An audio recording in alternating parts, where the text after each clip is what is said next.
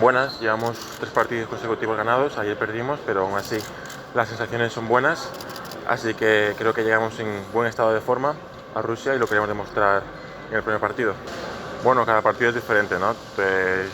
Todos los equipos llegan con unas ganas diferentes a la Final Eight, así que allí en su casa con su gente, más con público, para nosotros tiene que ser un aliciente para estar más motivados y la verdad que vamos con mucha ambición de seguir consolidando nuestro nombre en Europa. Sí, a nosotros nos gusta, como te he dicho, es un aliciente que llevamos tiempo sin jugar sin público, así que para nosotros nos hace ilusión que haya público, así que con muchas ganas y con mucha ambición.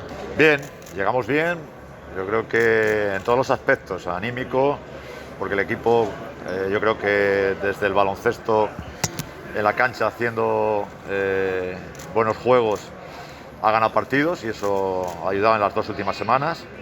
Físicamente no hemos tenido ningún contratiempo y anímicamente yo creo que, bueno, que mentalmente estamos muy ilusionados, preparadísimos y creo que con mucha ambición para afrontar este torneo.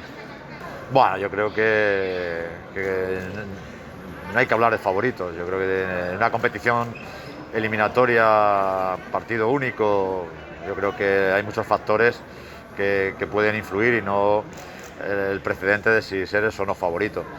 Yo creo que hay mucha igualdad entre todos los equipos y que el aspecto cancha, jugar contra el anfitrión, que la cancha pueda tener público, yo creo que lo tenemos que trasladar en factor motivacional para nosotros, de poder jugar en una cancha donde tendremos un ambiente adverso, pero que yo firmaría siempre para jugar en esas canchas más calientes, con público, que no en las canchas vacías como estamos jugando actualmente.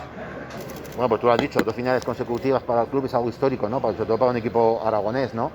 Y entonces yo creo que con esa ilusión vamos también. Yo creo que hay que reconocer el trabajo hecho, pero hay que mirar en futuro y también decir que, ¿por qué no, no? Que a Zaragoza y al baloncesto aragonés nos deben una copa, ¿no? Que yo creo que tenemos que intentar volver con la copa y que sería algo histórico y en el que todos participemos de ella.